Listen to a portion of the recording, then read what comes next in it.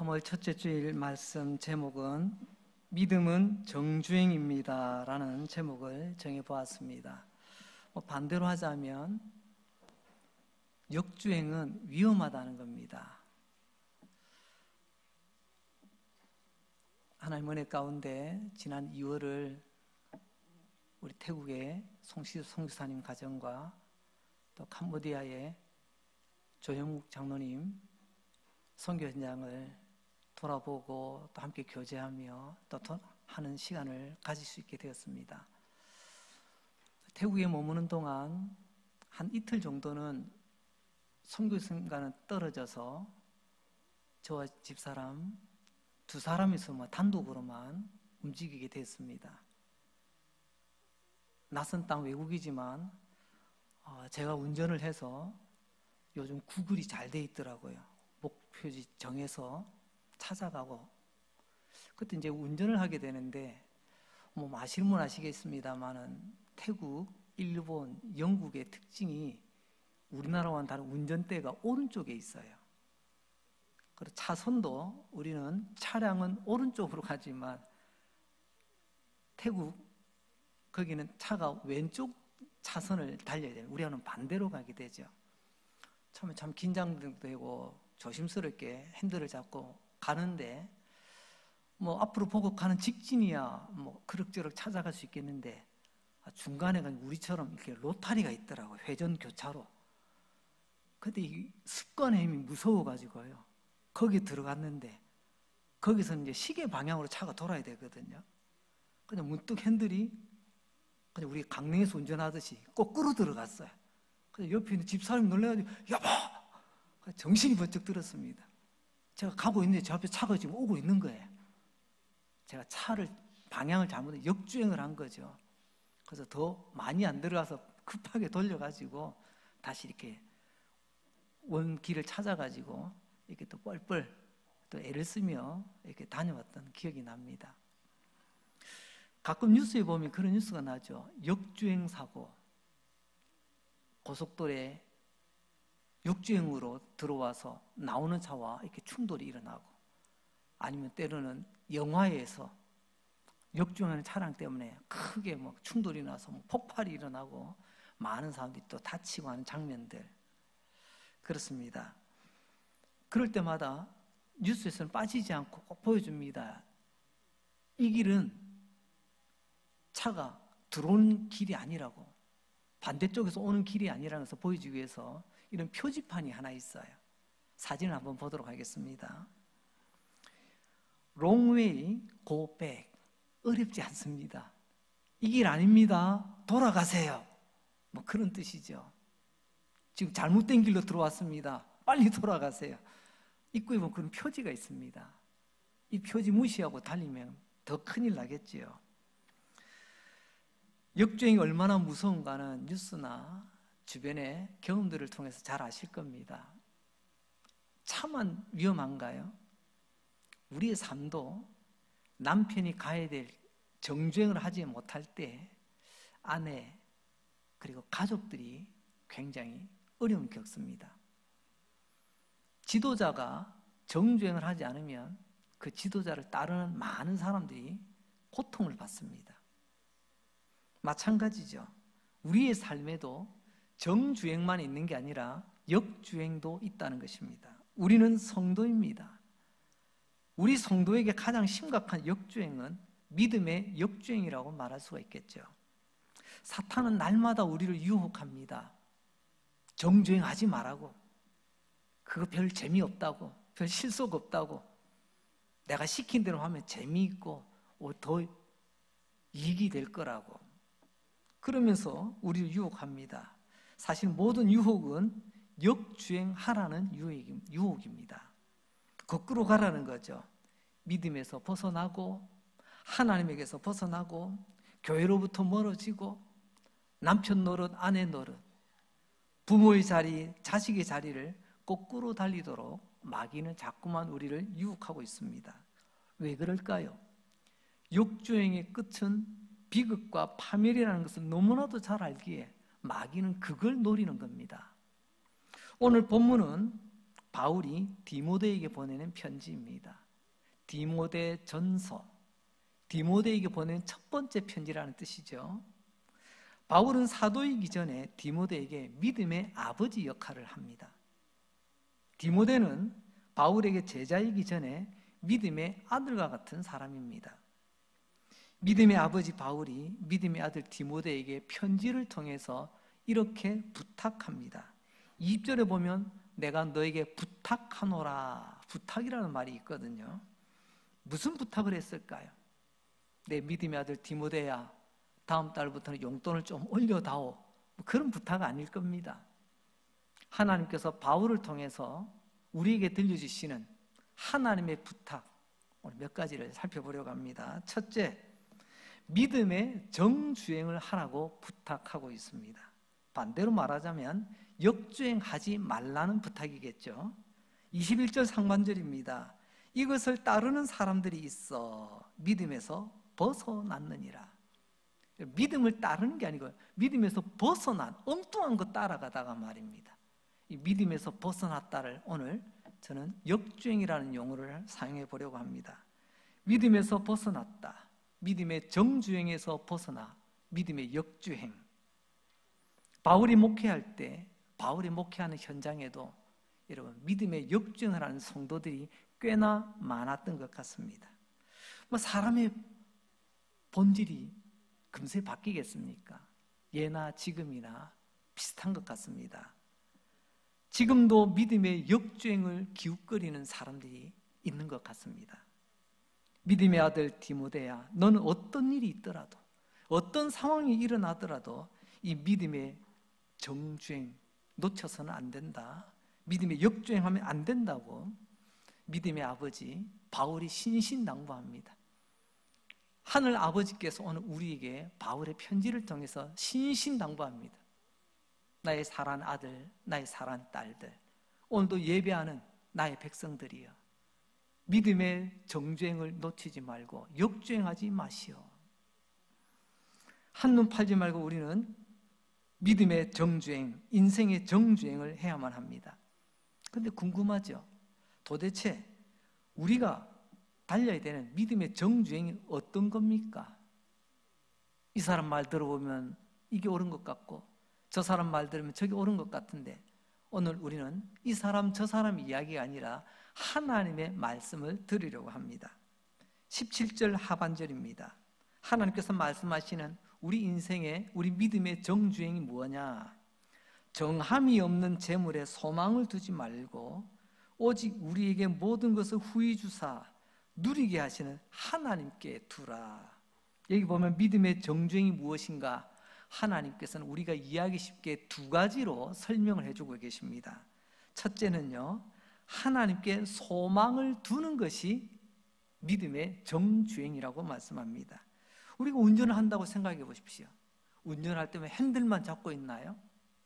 달려가기 위해서 악셀레터도 밟아야 되고요, 멈춰야 될 때는 브레이크도 밟아야 됩니다.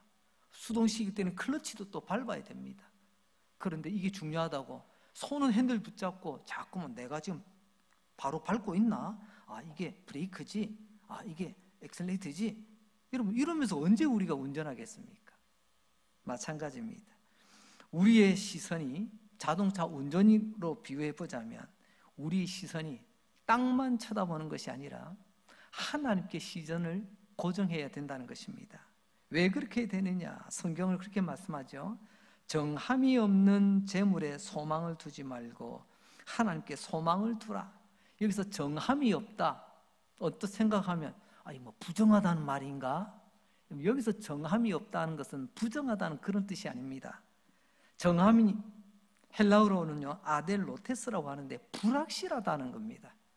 확실하지 않는 이 불확실한 것, 어떤 사람은 이것이 세상의 물질일 수 있겠고, 어떤 사람은 권력일 수 있겠고, 어떤 사람은 명예가 될 수 있는 이런 것들, 이것은 절대로 불확실하다는 것입니다. 확실하지 않는데 확실한 것처럼 여기는 것, 그때부터 우리는 정주행에서 벗어나 역주행을 하게 된다는 거죠.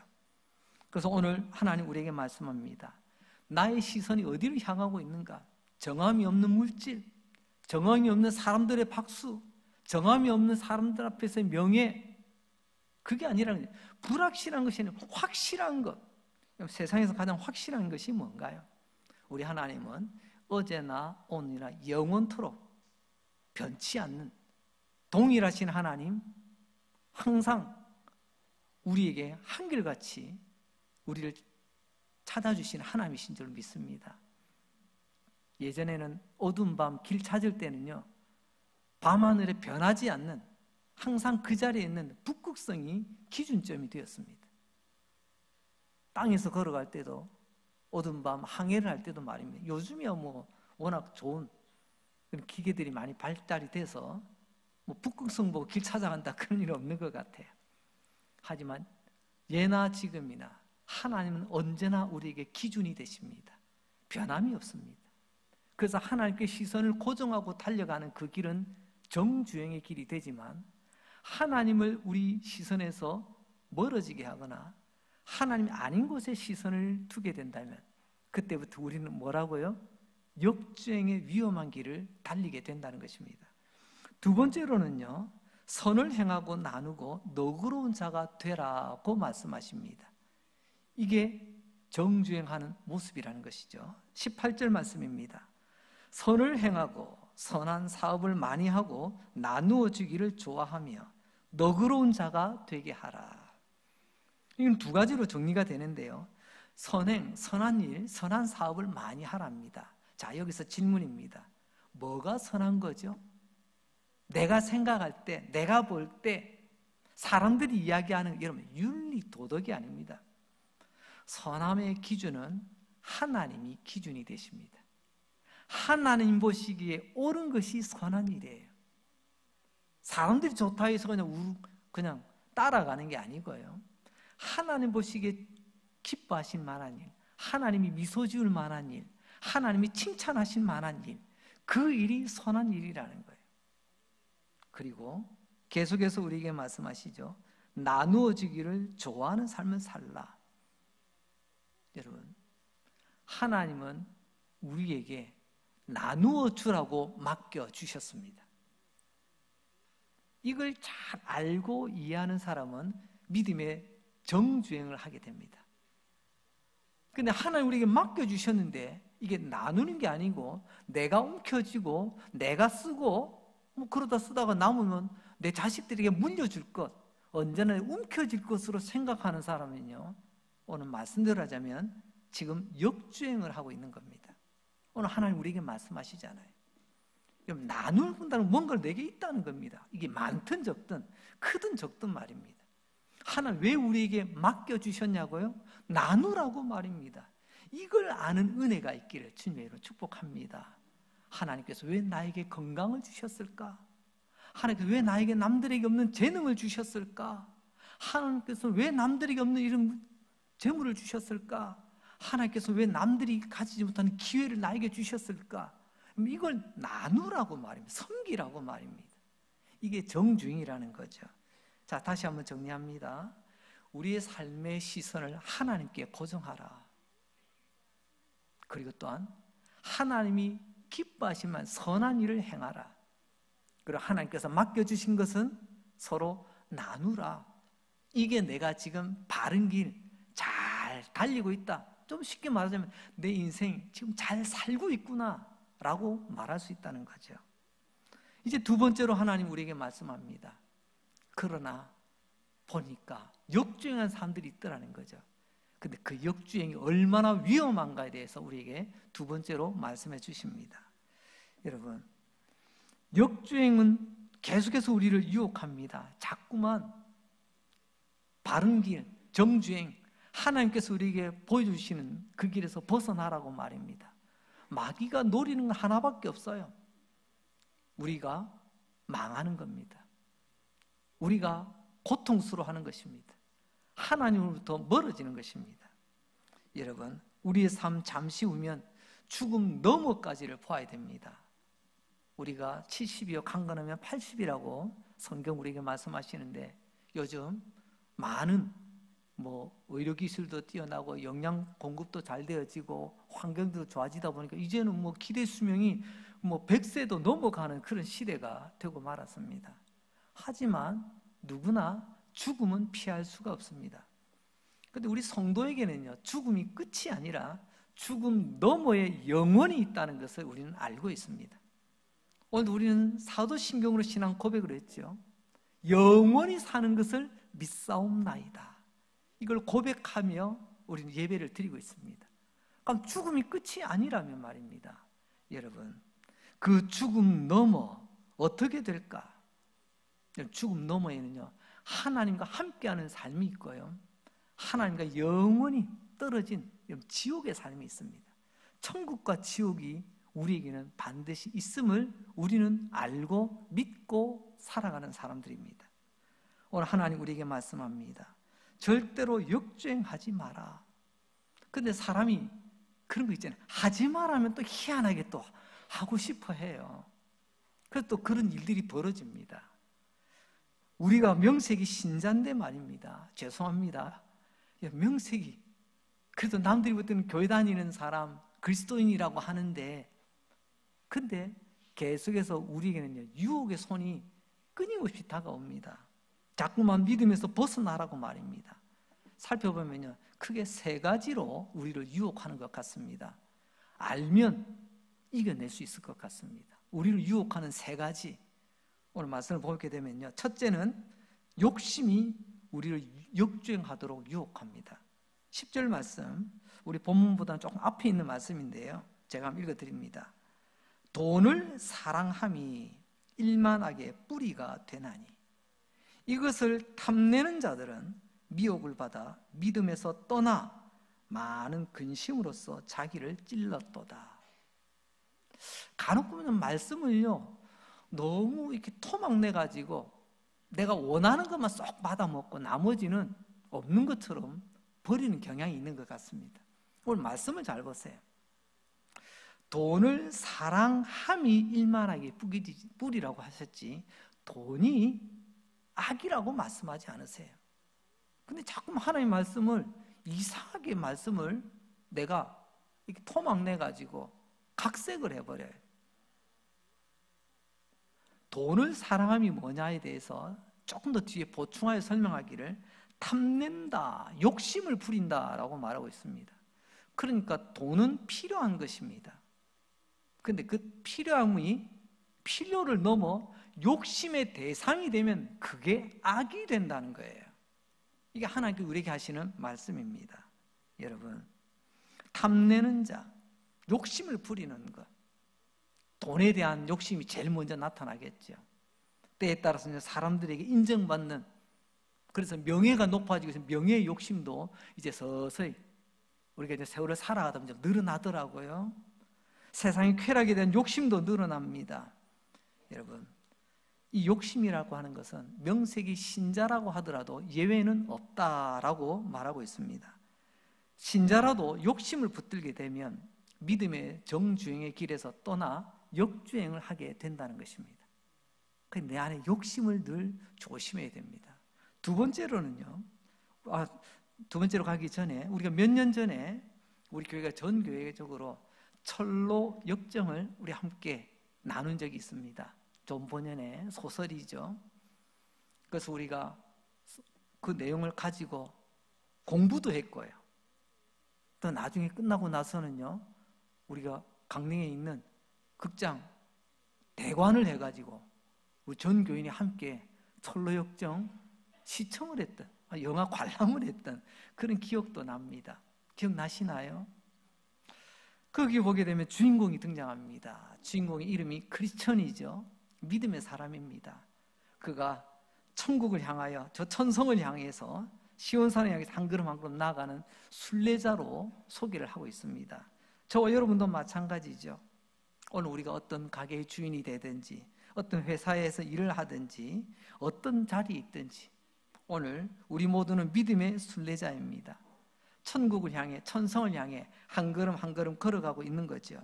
그런 가운데 잠시 오늘 예배를 통해서 우리 목마름을 은혜의 물로 축이고 다시 우리는 삶의 현장으로 달려가야만 합니다. 그런데 이 믿음의 순례자에게 마귀가 날마다 유혹의 손길을 뻗칩니다. 그 수많은 유혹을 뿌리치고 나중에는 천성에 도달하는 이야기, 그게 바로 이 철로 역정의 이야기인데요. 말씀을 준비하면서 문득 그때 두 가지 유혹이 생각이 났습니다. 하나는 은광입니다. 은을 캐는 광산이죠. 은이란 우리가 사용하는, 오늘로 말하면 돈이죠. 물질입니다. 거기서 자꾸만 유혹을 합니다. 여기 정착하면 당신은 떼돈 벌 수 있어. 떼부자가 되는 거야. 그렇지만 그처럼 그 유혹을 뿌리치고 나아갑니다.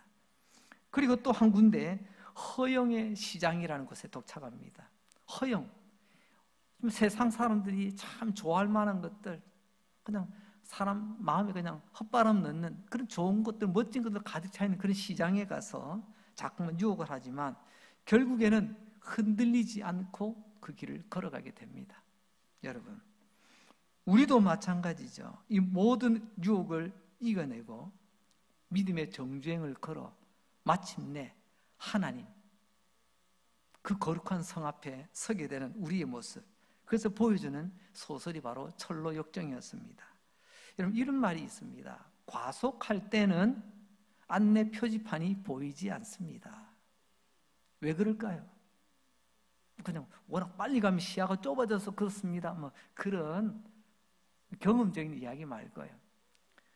과속을 왜 하냐면 욕심 때문이죠. 인생을 과속을 합니다. 남들보다 빨리 가고, 남들보다 높아지고 싶고, 남들보다 많아지고 싶은 그런 욕심들이 내 안에 가득 채워지면 내 삶에 하나님께서 세워주신 안내 표지판을 보지 못하고 지나갈 때가 있습니다. 아니, 보여도 안 본 척하고 지나갈 때가 많다는 거죠. 그래서 욕심은 항상 과속을 부르게 되더라는 거죠. 그리고 그 과속은 나도 모르게 한순간에 길을 잘못 들어 역주행하게 되고 돌이킬 수 없는 비극으로 치닫게 됩니다. 자, 이제 두 번째 역주행의 유혹은 무엇이냐? 하나님 오늘 그것을 줄여서 잡담이라고 표현합니다. 잡담이라고요? 예, 20절에 있습니다. 디모데야, 망령되고 헛된 말과 거짓된 지식의 반론을 피함으로 내게 부탁한 것, 믿음의 정주행하라는 이 부탁을 잘 지키라는 것입니다. 망령되고 헛된 말을 피하라. 이 긴 말을 줄이면요, 그게 잡담이에요. 잡담, 쓸데없는 이야기죠. 망령되고 헛된 말을 피하라. 이 말이 21절에 가면요, 이것을 따라감으로 믿음에서 벗어나게 된다라고 말씀하고 있습니다. 믿음에서 벗어나고 하나님부터 벗어나고 때로는요 교회 생활로부터 벗어날 때가 많더라는 것입니다. 여기서 헛된 말이라는 것이 헬라어로 케노포니아라는 말을 쓰는데 잡담이라는 말로 사전에는 정의되어 있습니다. 그러니까 요점을 정리하면 이런 거죠. 세상 사람이 말하는 잡담 피하라는 겁니다. 괜히 시간 무료하니까 이렇게 저렇게 서로 어울렁더울렁 하기 위해서 시시콜콜한 이런 잡담하는 자리, 20절에 말하는 이 잡담, 특별히 망령된 잡담이라고 말할 수 있는데요, 망령되다는 것은 불경건하다라는 것입니다. 불경건의 기준은 하나님을 모욕하는 것을 말합니다. 여기서 말하는 잡담은 뭐냐? 결국은 이런 겁니다. 이야기 끝에 결국 모든 책임은 하나님이고 하나님 욕먹이고 하나님 영광을 떨어뜨리는 이야기들, 이것을 다 모아서 우리는 망령되고 헛된 말이다, 그것을 잡담이라고 표현하는 거죠. 이제 우리가 코로나의 기나긴 터널을 지나 이제 끝을 거의 이제 보면서 가고 있습니다. 근데 지난 세월 가만히 보니까요, 우리 일상에 그런 거 있지 않습니까? 평소에는 드러나지 않던 것이 힘들고 어려운 순간에는 우리의 진짜 밑바닥이 다 올라와요. 사람 관계도 특히 더 그렇더라고요. 좋을 때는 잘 모릅니다. 얼굴에 미소 짓고 그냥 서로 천사처럼 인사하니까요. 근데 조금만 누군가가 힘들고 어렵고 인생의 밑바닥이 보인다 싶으면요, 상대방의 마음의 밑바닥이 그대로 올라옵니다. 우리의 삶도 마찬가지입니다. 코로나 가운데 얼마나 힘들고 어려운 순간들이 많았습니까? 그동안에 우리가 알게 모르게 다 덮어두고 눌러놨던 것, 이 코로나 시국에 조금씩 다 드러나더라고요. 그 가운데 하나가 뭐냐면요, 바로 세상이 하나님을 향한, 교회를 향한, 성도를 향한 그들의 밑바탕에 깔리는 마음이 고스란히 다 드러나더라는 것입니다. 물론 우리가 예수 믿노라 하면서 모든 것이 다 옳게만 살아갈 수 있겠습니까? 우리도 실수하고 우리도 잘못할 때가 있고 우리가 또 부족해서 그런 것들도 있을 것입니다. 하지만 어느 순간부터 이제 하나님을 두려워하는 것이 아니라 하나님을 우습게 보기 시작하고 하나님 몸된 교회를 아주 그들의 마치 대화 속에 안주거리 마냥, 그리고 그리스도인들 대하기를 마치 무슨 세상에 몹쓸 병에 걸린 환자 대하듯이 세상이 하나님을 향한, 교회를 향한, 성도들을 향한 눈빛과 말들이 무척 거칠어지기 시작했다는 겁니다. 아니, 예전에도 있었지만 이 코로나 시국을 지나면서 더더욱 그것이 노골화되어 가더라는 것입니다. 여러분, 우리가 잘못한 것인데 하나님이 잘못한 것이냐? 우리 처신이 미흡했는데 성경의 진리가 잘못된 것이냐? 세상 사람들은 이렇게 모독적이고 불경건한 그런 잡담을 수도 없이 늘어놓습니다. 그리고 당연한 듯이 막 몰아붙입니다. 그런데 더 안타까운 것은 우리 가운데 믿음이 흔들리는 사람들 중에 이런 잡담을 나도 모르게 동조하고 있더라는 것입니다. 그래, 맞아. 나도 뭐 사실 교회는 다니고 있지만 아유, 뭐 교회 보니까 뭐 개판이더라. 향하고 들으시기 바랍니다. 자기가 교회 다닌다고 하면서도 오히려 교회 욕을 해요. 이런 일들이 너무 많더라는 거죠. 여러분 잘 생각해 보십시오. 내가 반성하고 회개하고 다시 일어나야 될 제목인데 내가 그 잡담에 난 당신들과 다르다고 말하지 않고 나도 당신들과 똑같다면서 그 이야기에 내가 섞여버립니다. 여러분, 유혹 앞에는 장사가 없습니다. 천하의 삼손도 유혹 앞에는, 천하의 다윗도 유혹 앞에는, 천하의 누구도 유혹 앞에는 견뎌낼 수가 없습니다. 믿노라 하는 성도 앞에서도 이런 불경건한 잡담의 이야기를 한두 번 듣다 보면요, 처음에는 귀에 거슬리다가 한두 번 듣다 보면 나도 모르게 동조하게 되고 상대방도 내가 이런 이야기 하니까 뭐 저 사람 교회 다니는 게 내가 뻔히 아는데 뭐 그 사람 반응 안 하던데, 반대 안 하던데, 뭐 말은 안 하지만 자기도 수긍하는 것 같은데, 이렇게 하면서 우리가 도매금으로 역주행의 길로 들어서게 된다는 것입니다. 오늘 바울은 이야기합니다. 디모데야, 세상 사람들이 하나님을 향하여, 하나님 몸된 교회를 향하여, 성도들을 향하여 퍼붓는 그 모독적인 잡담, 너 거기에 너무 귀 기울이지 마. 너 거기에 끼지 마. 그러면 너 역주행하게 되는 거야. 그걸 오늘 우리에게 말씀하고 계십니다. 세 번째로 우리 역주행의 유혹은요, 거짓된 지식에서 나오는 반론이라고 오늘 말씀하고 계십니다. 20절 하반절 보세요. 거짓된 지식의 반론을 피함으로 너에게 부탁한 것을 지켜라. 여러분, 거짓된 지식의 반론, 이건 뭐죠? 거짓된 지식, 잘못된 근거를 가지고, 잘못된 사실을 가지고, 그것을 가지고 마치 진실인 양 우겨대는 세상의 목소리들을 말하는 거죠. 여러분, 근거, 출발부터 잘못되었다면 나중에 결론은 잘 나올 리가 없습니다. 잘못된 재료를 가지고 요리를 했는데 어떻게 좋은 음식이 나올 수가 있겠어요? 근거가 하나님의 말씀, 진리가 아닌 내 감정, 내 경험, 사람들이 이러더라 저러던데 카더라 방송을 가지고 그 자기 논리를 가지고 주장을 하게 된다면 결국 그거는 좋은 결과를 맺을 수가 없습니다. 아니, 나중에는 사실이 드러나도 그 사람들은 책임지려 하지 않습니다. 우리 흔히 하는 말 있잖아요. 한번 찔러보고 아니면 말고. 우리 사회에 이게 얼마나 많은지 몰라요. 반론이 있으면 정론이 있겠죠. 그럼 진짜 바른 이야기는 뭘까요? 오늘 17절과 18절에 보게 되면 디모데야, 우리 모두 살아계신 하나님께 소망을 두면서 살면서 우리 선한 일 많이 하자. 그리고 우리가 나누며 살자, 베풀고 살자, 섬기며 살자. 이게 정론, 이게 바른 정답이거든요. 근데 세상은 하나님 보시기에 선한 일을 하려고 하지 않습니다. 나누려고 하지 않습니다. 어떻게든 내 것 빼앗아 왔으면 빼앗아 왔지 나누려 하지 않아요. 섬기려 하지 않습니다. 근데 그들은 그들의 말과 논리로 또 다수라는 목소리로 자꾸만 하나님을 욕하고 하나님 교회를 욕하고 믿는 성도들을 욕합니다. 이걸 우리는 바르게 깨닫고 달려가야 되겠습니다. 여기에 휩싸이는 사람들이 아니라 아니야.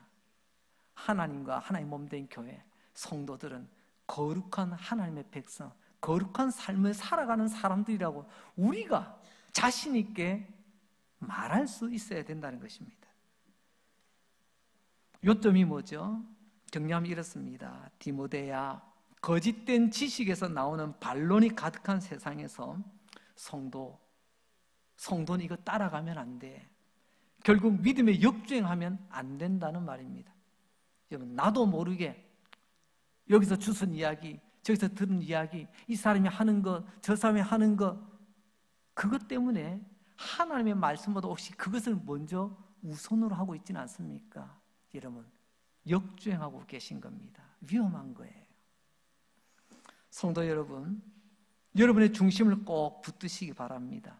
이 사람 저 사람 소리에 흔들거리는 소리가 아니라 오직 유일한 진리 되시는 하나님 말씀이 나의 심지를 견고하게 하여 흔들리지 않고 하나님 바라보며 달려가시는 정주행의 주인공 되시기를 바랍니다. 이제 말씀을 정리하겠습니다.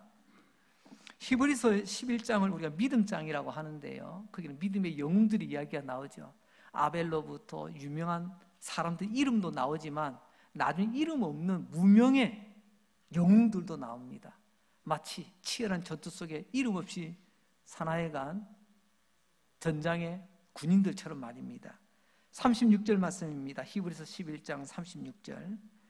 또 어떤 이들은 조롱과 채찍질 뿐 아니라 결박과 옥에 갇힌 시련도 받았대요. 이렇게 힘들고 어려운 일도 있었답니다.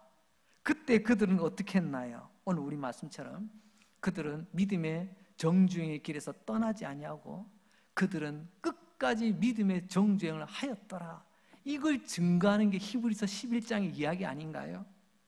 여러분, 그렇습니다. 언젠가 차를 타고 가는데 라디오에 그날 또 교통방송을 들었습니다. 교통 여러 가지 정보들을 주죠.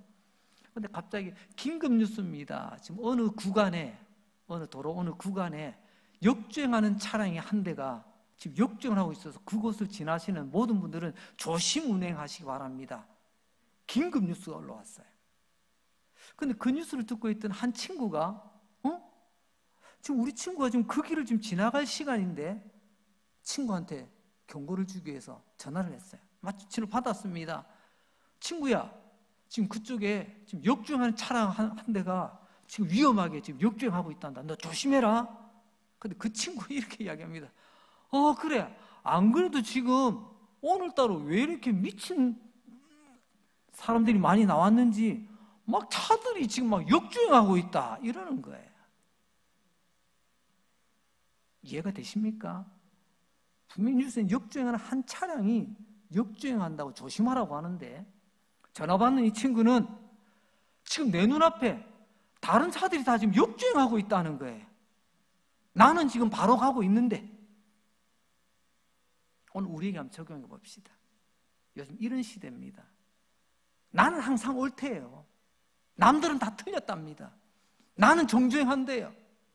여러분, 정주행하다 역주행하는 차를 만나서 사고 나서 그 피해 입으면 그거 얼마나 억울해요. 지금 누가 역주행하는지 하나님 앞에서, 오늘 말씀 앞에서 돌아보시기 바랍니다. 나는 지금 정주행하고 있습니까? 아니면 하나님 말씀과는 다르게 역주행하고 있습니까?